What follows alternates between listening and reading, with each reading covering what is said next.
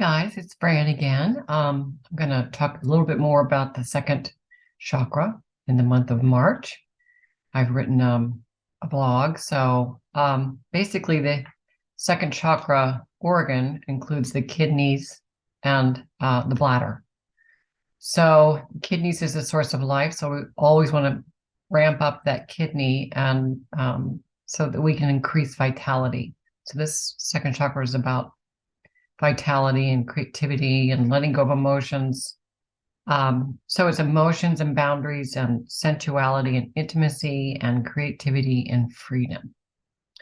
So I'm going to talk a little bit about emotions and how to maybe create some boundaries around the overwhelming emotions. I'm going to read a little bit of what I wrote.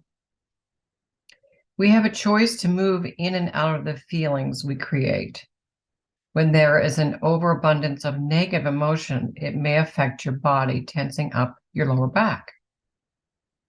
The idea of clearing and letting go of any excess emotions that are not serving you anymore can create more flow and energy.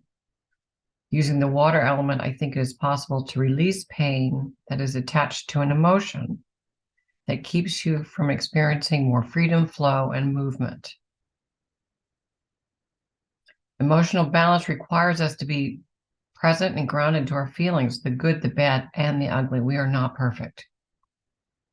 The trick is to know the difference and create boundaries when needed. Life is not perfect, as we humans are not perfect.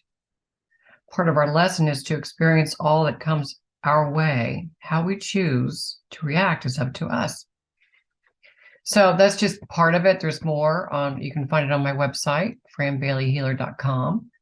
And I think that the more we're aware of that our emotions overwhelming us, just like water, that we understand that as we create boundaries and understand who's, what are we reacting to? Is it our patterned thought and emotion, or is it somebody imposing their energy and that kind of lights you up?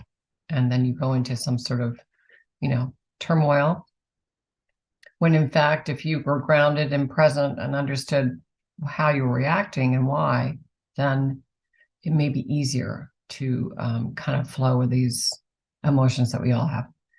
So especially now in the full moon, and as it's just crazier, it gets crazier and crazier. So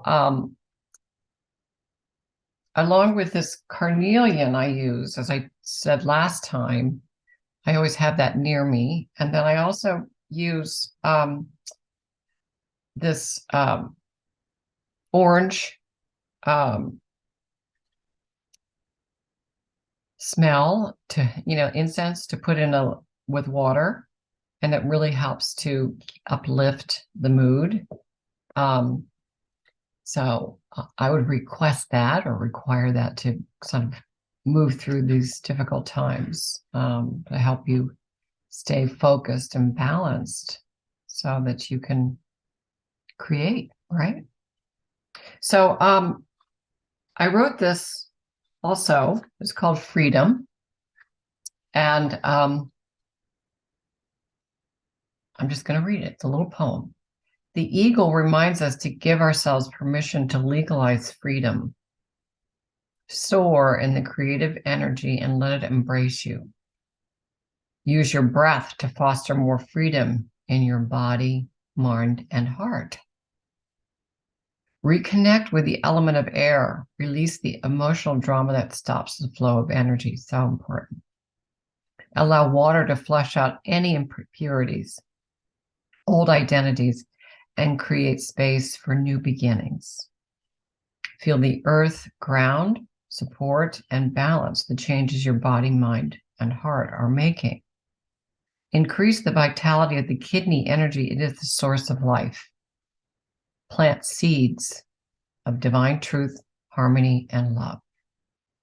So I think that sort of explains the full picture. Just know that when you make these changes, if your body is also changing and allowing those shifts to kind of move through, and sometimes you might have an unusual pain, you don't know where it's coming from. Just think about if you are going through some shifts that the body might be affected by that, and not to worry and just kind of breathe through it.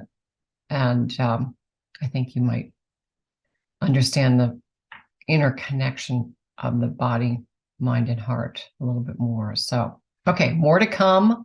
And God bless. And